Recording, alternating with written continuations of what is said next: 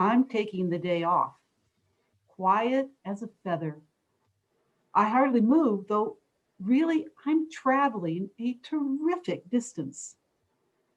Stillness, one of the doors into the temple. With these words from poet Mary Oliver, I welcome you to the Unitarian Universalist Church of Boulder. My name is Janet Evans, and I will be the worship leader for today's service. We welcome all at the UU Church of Boulder. If you are a new visitor, please email our office manager,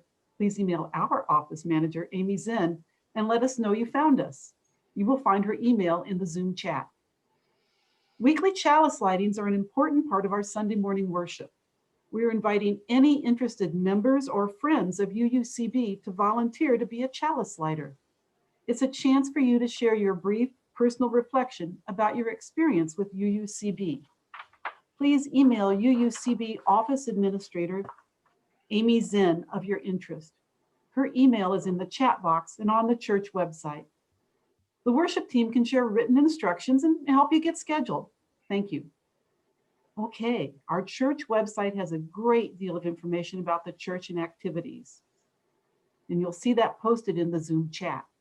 Now, please ensure your microphones remain muted and join us for worship.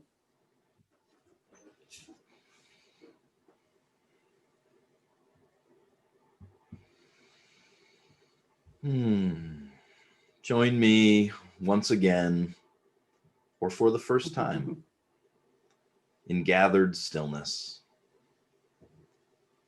Slow your breath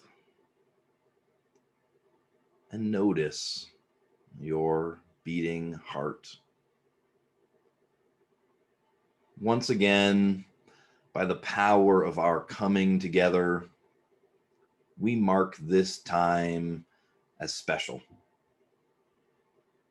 We mark this time as out of time. So let us put all else aside and just be here now. May it be so. Ashe.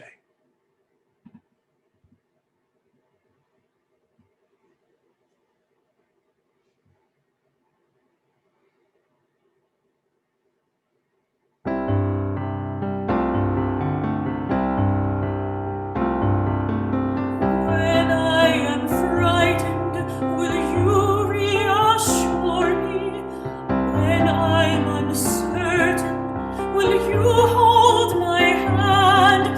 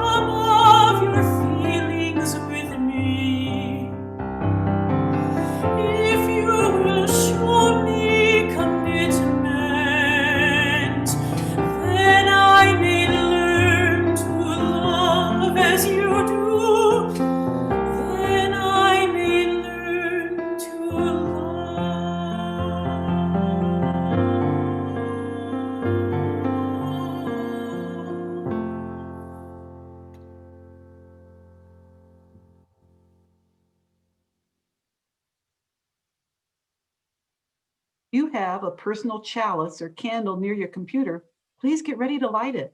We invite you to type into the chat box where your chalice is lit, the street or neighborhood or what city if you're joining us from outside Boulder County.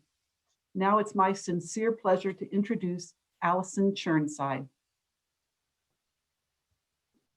Hi, I'm Allison Churnside. I've been around UUCB since I was little, and I joined as a member way back what seems like 1,000 years ago at the beginning of 2020. This year I have a first grader and a fourth grader who are doing elementary school online at home. And this has an unexpected benefit for me, which is that I get to listen in on their classes and sometimes learn things right along with them. For instance, in the fall, I noticed right away how my daughter's teacher speaks to the class. She speaks clearly with pauses in between the words and longer still spaces in between the sentences. I can see how this gives my daughter time to really catch up with what's being said, which is often new and unfamiliar information. My daughter's taking on some really huge challenges in first grade, like how to read and write. I contrasted this to how I often speak to my kids, which is more along the lines of, dinner's in 5 minutes. Oh, that's a really great drawing, and make sure your socks get in the hamper. Not a lot of room to process what's going on. So I've been trying to be more mindful about incorporating still spaces when I speak with them. But it's not just the kids. Adults right now are doing a lot of new and difficult things, and we too need time to catch up. Otherwise, our brains literally cannot process all the new information that's being thrown at us. And that's where UUCB comes into the story for me, because our time together is a time of stillness. It's so easy for me to get caught up in busyness or multitasking or reading article after article or doom scrolling social media on my phone. Our time together gives me space to mentally catch up in order to take on all these challenges that are so important to me. I light this chalice in gratitude for the stillness this community brings to my life.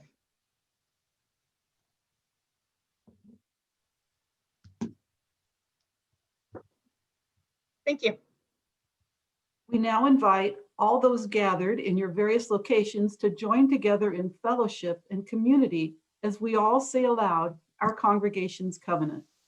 We gather in fellowship, we speak truth to each other, to reach out, touch one another, to care with each other, and to seek the truth. So be it. So be it.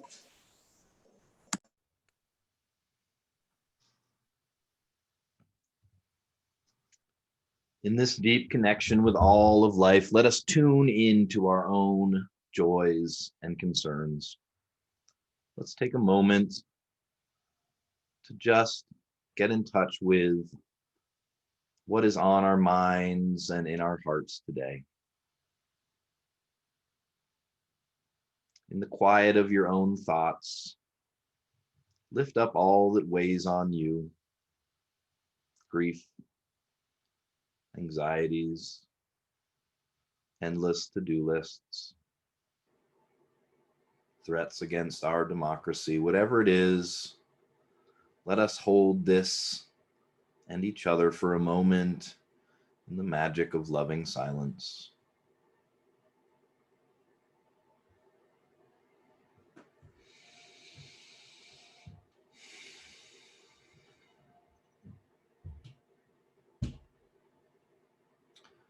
And let us turn our minds and our hearts to those we love, holding them with love, acknowledging their painful challenges and suffering.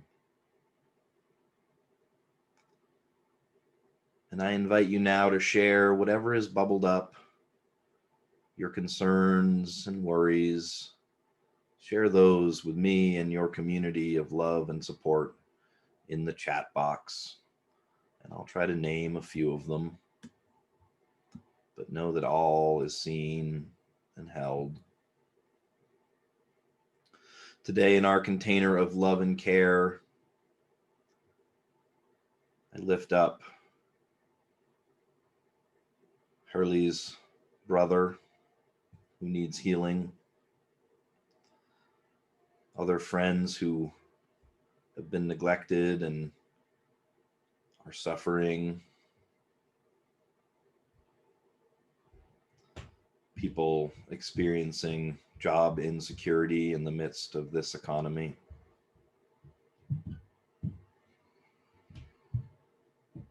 Concern for our parents as they age,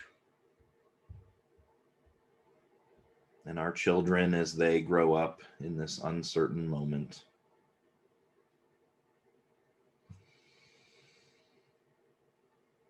May we send our love to Whitney's mom, to Carrie's mom, to all of our parents out there struggling with this and our loved ones.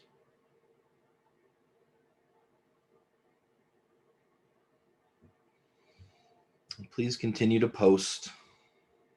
Please continue to share. We are here to offer our love and witness to all those who are suffering. We are with you.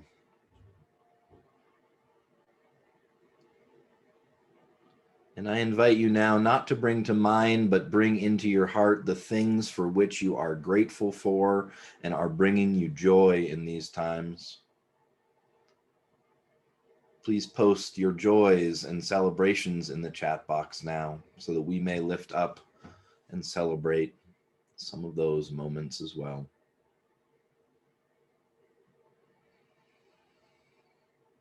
For family near and far, for the hard-earned lessons of this time, for creativity, for teachers, for all of our frontline workers putting their lives on the line for us day after day, for health.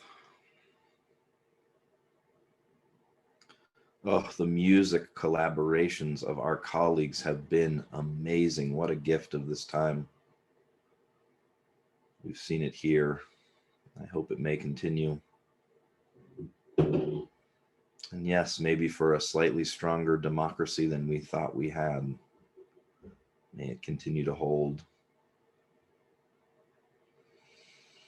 It's such a blessing to be together. Yes, as Mary says, right now on this beautiful day. For all these blessings and concerns, we hold this compassionate space with love. And I would now invite you to join me in a time of silence, of meditation, of prayer.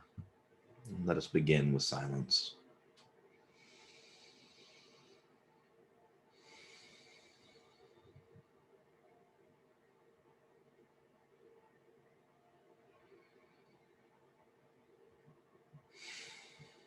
Creator, Spirit of life and love, Parent of us all, hear these words of joy and love and celebration, as well as those of frustration, anguish, and pain.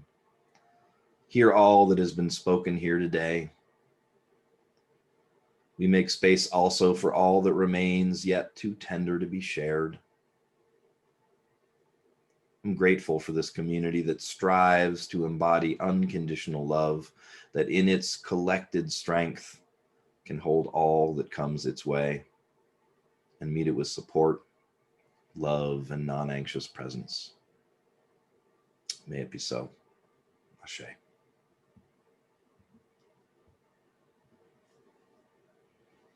In the beginning, God created the earth and looked upon it in cosmic loneliness. And God said, "Let us make living creatures out of mud, so the mud can see what we have done." And God created every living creature that now moveth, and one was human. Mud as human alone could speak. God leaned close as mud as human sat up, looked around, and spoke. Human blinked. "What is the purpose of all this?" they asked politely. "Everything must have a purpose?" asked God. "Certainly," said human. "Then I leave it to you to think of one For all this, said God. And they went away. Adapted from Kurt Vonnegut, Cat's Cradle.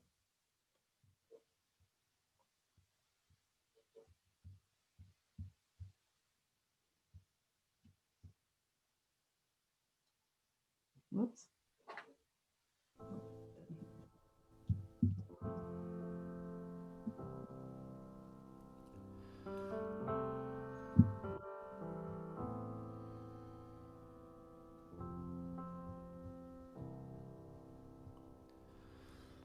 Breathe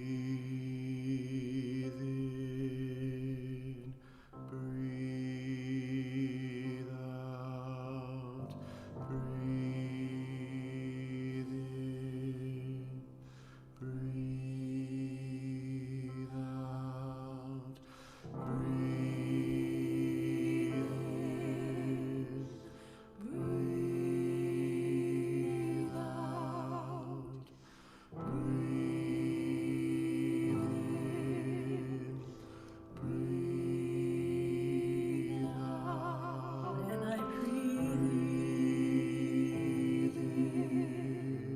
I'll breathe in peace. When I breathe out, I'll breathe out. When I breathe in, I'll breathe in peace. When I breathe out, I'll breathe out love. When I breathe in, I'll breathe in peace. When I breathe out, I'll breathe out love. When I breathe in, I'll breathe in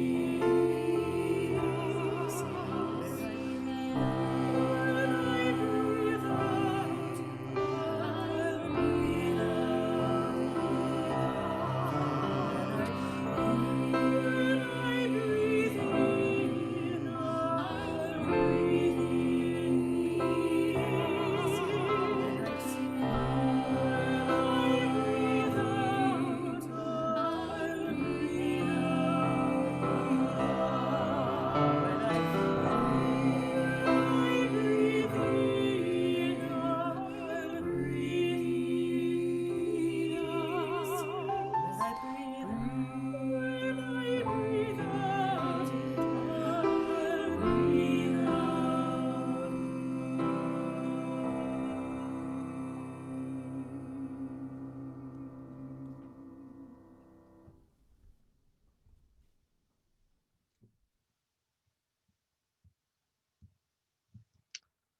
Good morning, friends. Before I get started with today's message, I want to make a brief plug for next week's message.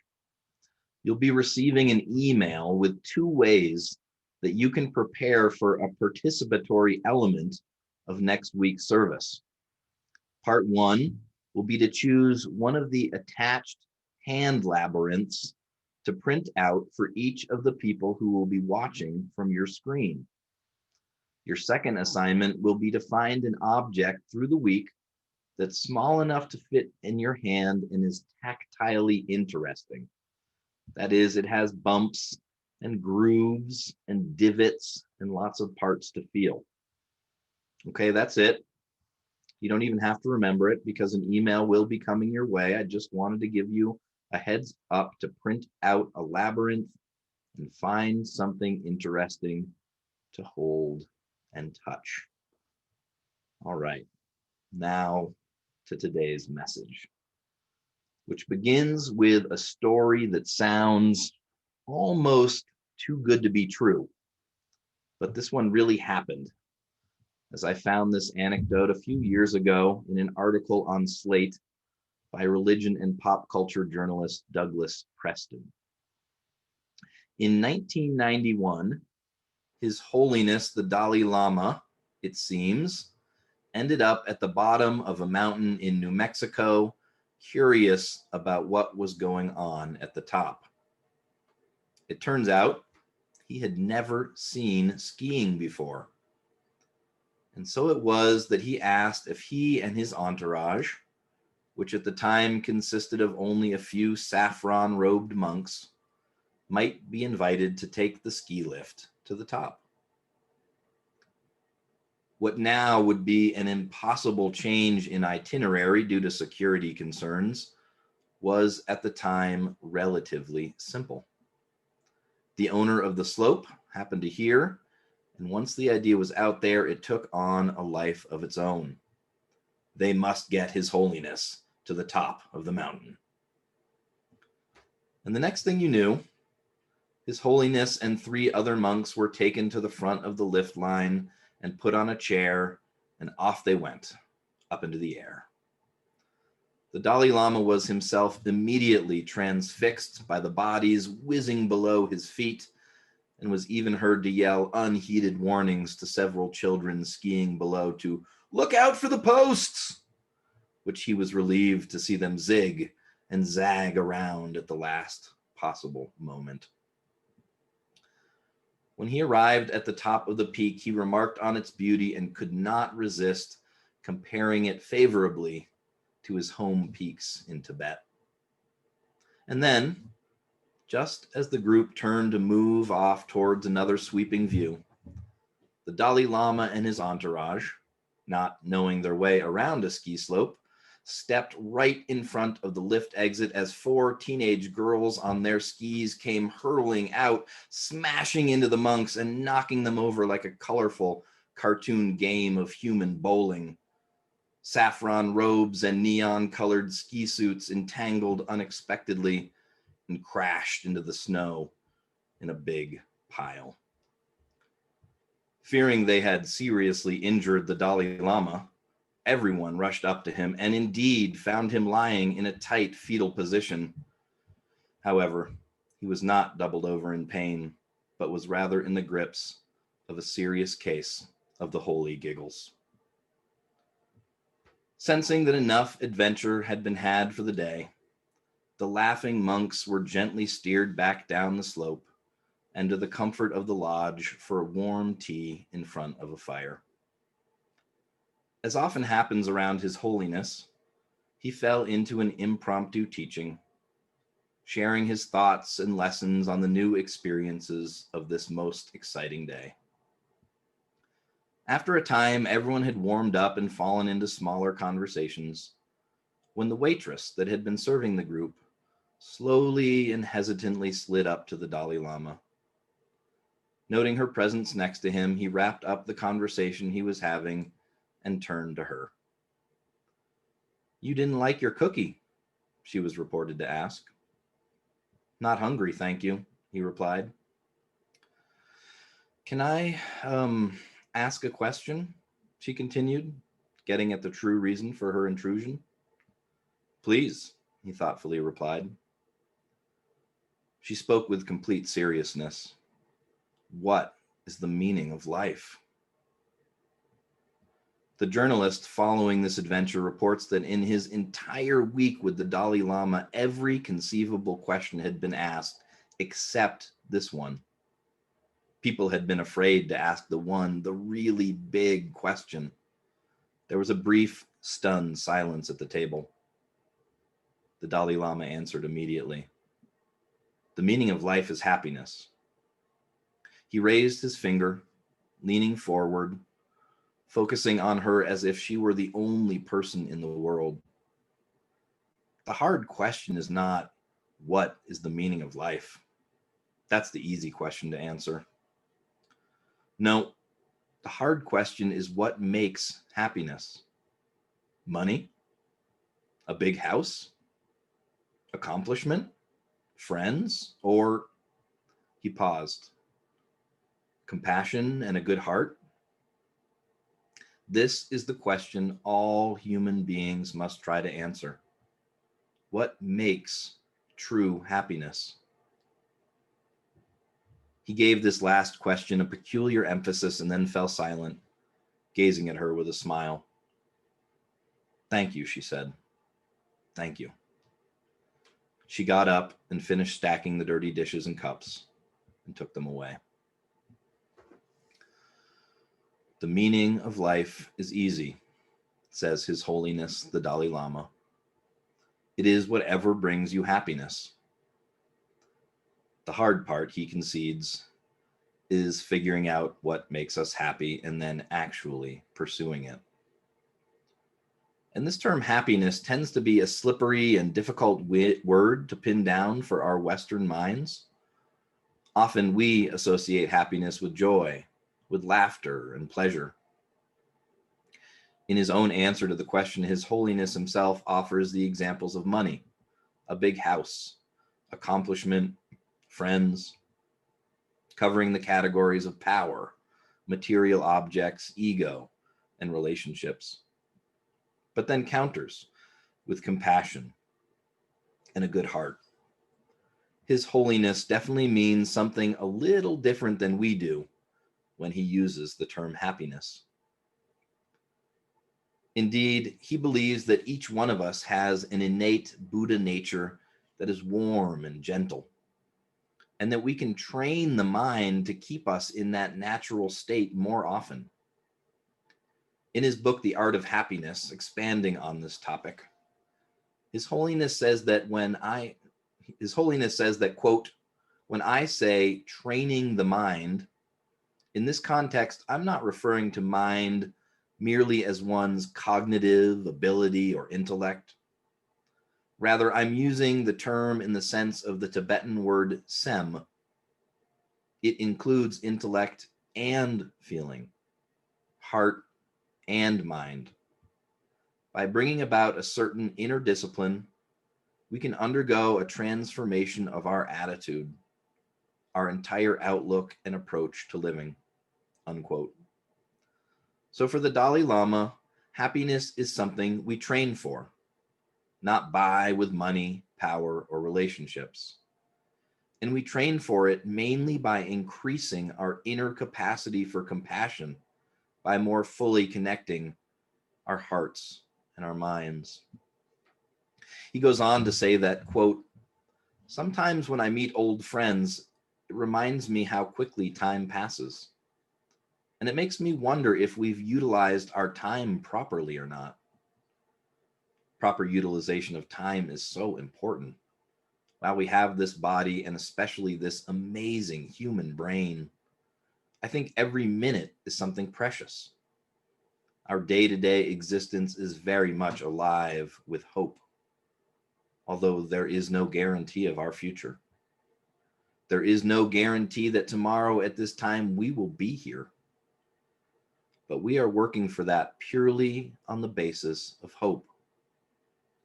So we need to make the best use of our time. I believe that the proper utilization of time is this. If you can, serve other people, other sentient beings. If not, at least refrain from harming them. I think that is the whole basis of my philosophy. So let us reflect what is truly of value in life, what gives meaning to our lives, and set our priorities on the basis of that. The purpose of our life needs to be positive. We weren't born with the purpose of causing trouble, harming others. For our life to be of value, I think we must develop basic good human qualities, warmth, kindness, compassion. Then our life becomes meaningful and more peaceful, happier, unquote. He is speaking of an inner stillness. And this morning, in the spirit of this maximum utilization of the time we have with these beautiful brains and our miraculous hearts, I'm going to invite you through a guided meditation into one of the practices of compassion that His Holiness the Dalai Lama himself recommends for beginning the true journey towards living a happy life, which is finding compassion for those we are holding a grudge towards. Anyone else holding a grudge towards anyone these days? Inside all of us, Some of our compassion is bound up in old, lingering resentment and anger, and this toxic energy within us needs to be released back to our hearts. So please sit as comfortably as you can wherever you are, with your feet flat on the ground if you're in a chair, or tucked gently underneath your knees if you're sitting, or in whatever manner is most comfortable for you. And as you're ready, slowly close your eyes and begin noticing your breath as it moves slowly in through your nose or mouth and travels down to your lungs. Just notice the breath, watching it as it moves back up and out of your nose or mouth, making no effort to change your breathing in any way, simply noticing.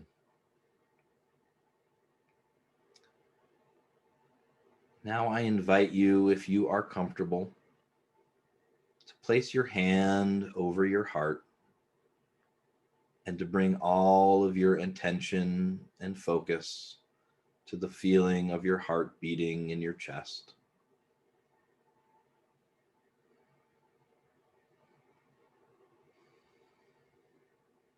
Feeling your heart, feel your connection to your heart. Your heart that beats continuously within you every moment of your life, pulsing out energy and life throughout your body. Feel its connection to your breath. As one slows, so does the other.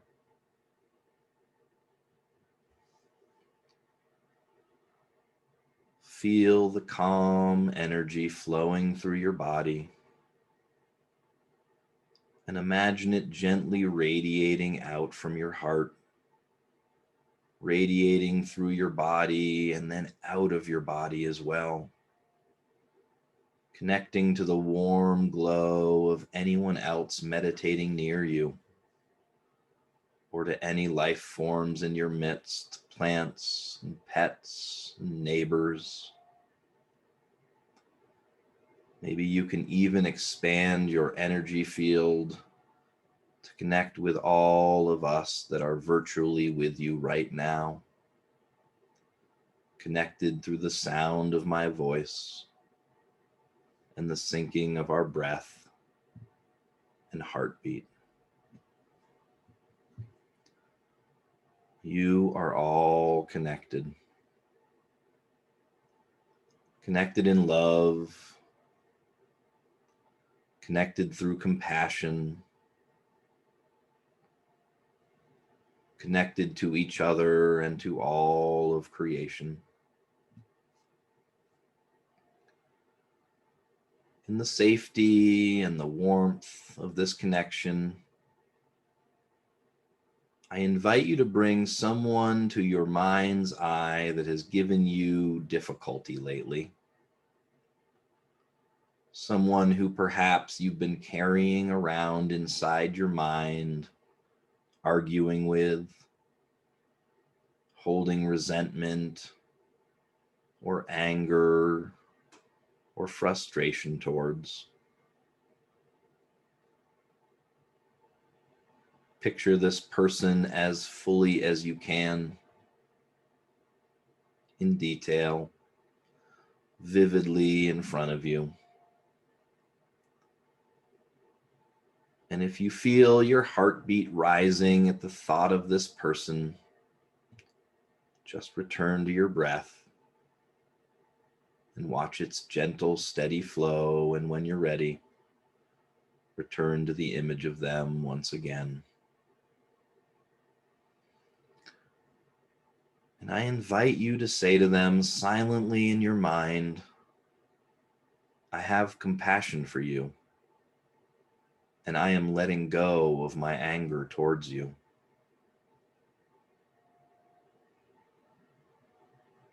I have compassion for you,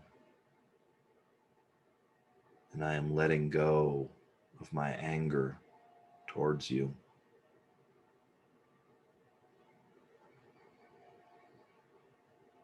And let's just sit in that for a moment.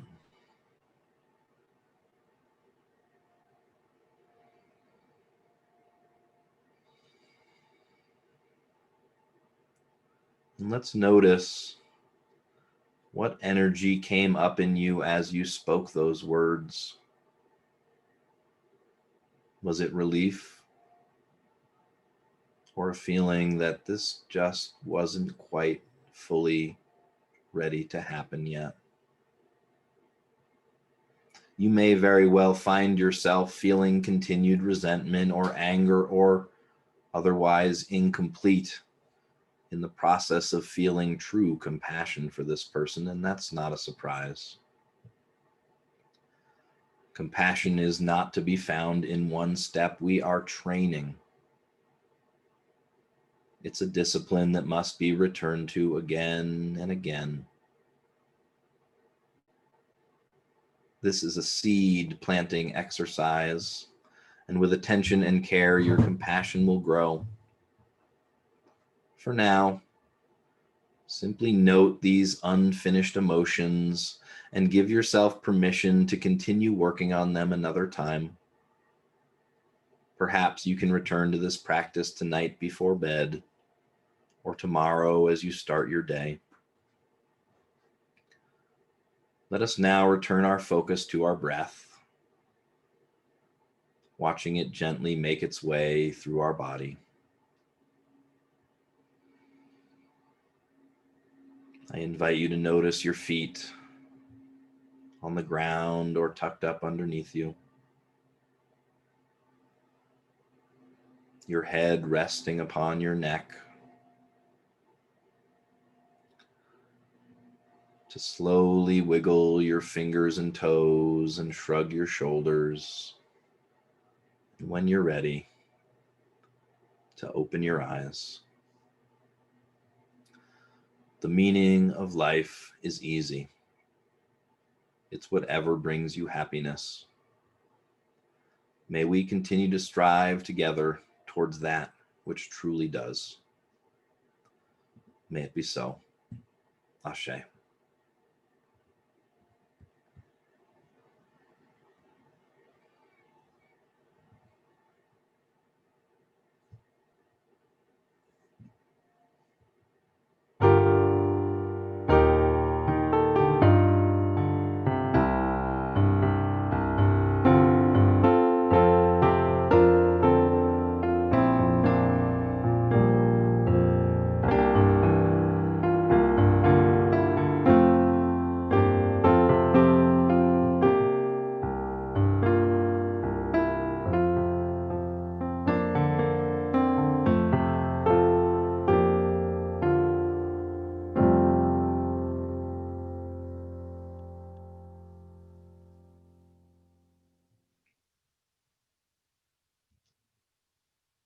This month, all donations go to support UUCB ministries and programs. Here's a brief memory from author Richard J. Foster. I was 7 years old and my parents were trying to move to the West Coast. Our relative poverty, however, caught up with us, and we were forced to winter in the cabin of an uncle in the Rocky Mountains. The time was difficult for my parents, I am sure, but for me, it was glory.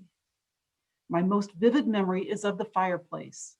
I had never been around a fireplace before, all our heat heretofore having come from the coal furnace in our Nebraska home. Every night, I would pull out the bed that hid in the couch by day and climb under the heavy quilts, my head less than 10 feet away from the crackling warmth. Night after night, I would fall asleep watching this strange yellow blaze that warmed us all. I was in my grateful center. End of the memory. I view UUCB as our grateful center, silently waiting for us to return. And while we physically can't go to church service right now, we can certainly travel to church in our memories, finding our favorite pew, greeting our friends, being calmed by the music and challenged by the sermon, passing the offering basket from hand to hand. You can make a donation now using the link posted in our chat, by sending a check to UUCB, or scanning the QR code on the next slide with your mobile phone. Please be as generous as you can. We will now receive the offering.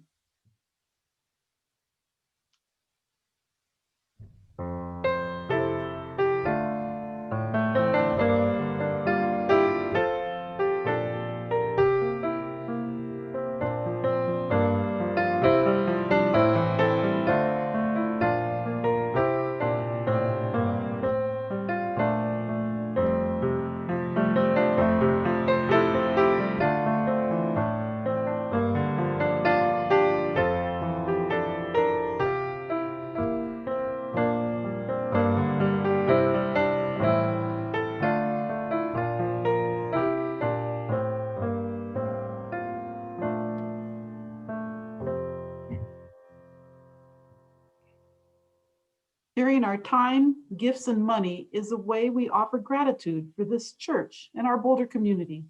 Thank you for sharing.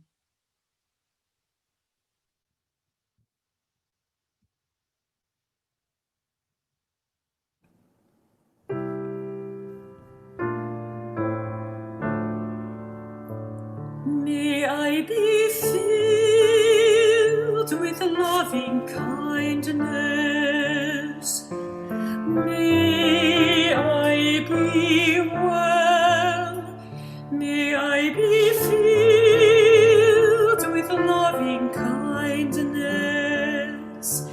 May I be well.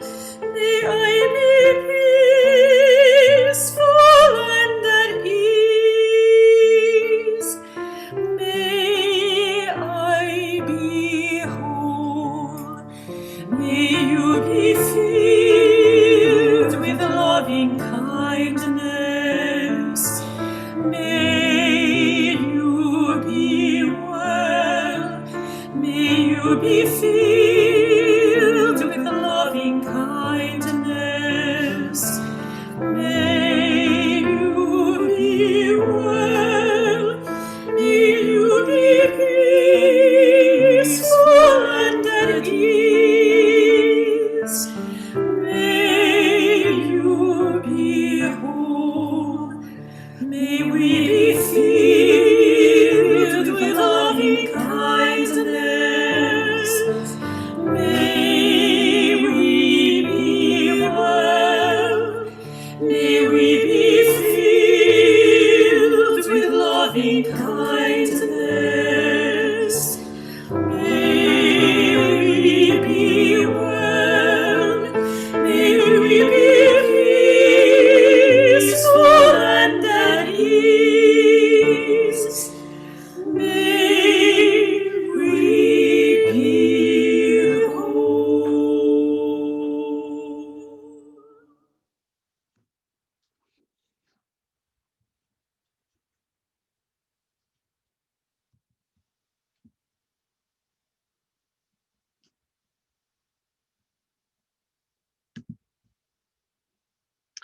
As we prepare our hearts and minds to return to the world, I invite you to hear these final words from His Holiness, the Dalai Lama, who says that, quote, practicing compassion is the radicalism of our time, unquote. May we be those radicals. May it be so. Amen. Ashe.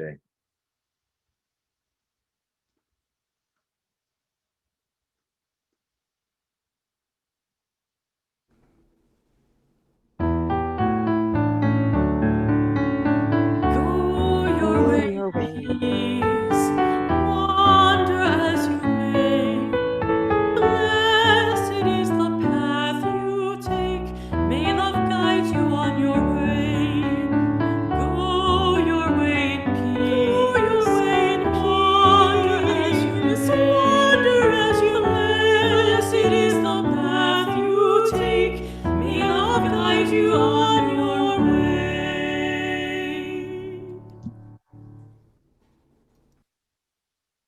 Buddhist monk Thich Nhat Hanh says that peace, happiness, and joy is possible during the time I drink my tea. We invite you to stay with us in our Zoom breakout rooms, bringing your own tea and coffee, and join us in the joy of online fellowship and discussion. Barb and Fred are here to tell us how this is going to work. Yes, good morning. I'm Fred Cole, I'm Barb Richards. and we really are looking forward to the time when we can greet you in person at the table out there in that front hall. But in the meantime, we have to do it this way. And our menorah is almost done. It's burned its way for the day. Barb? Stay with us if you'd like to be in the